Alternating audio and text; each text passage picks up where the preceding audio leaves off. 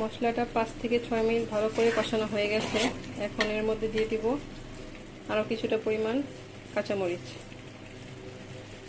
এখন এর মধ্যে দিয়ে দিব কিছুটা পরিমাণ জিরার গুঁড়ো, প্রায় 1.5 চা চামচ পরিমাণ।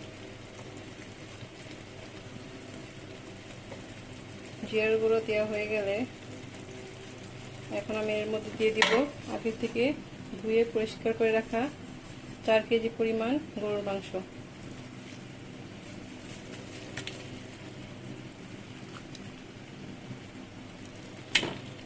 সবগুলো মাংস দিয়ে আমি ভালো করে নিয়ে নিব।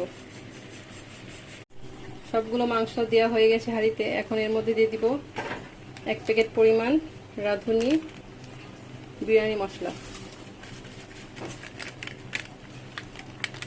এখন সব মশলা একসাথে মিশিয়ে মাংসের সাথে 40 মিনিট আমি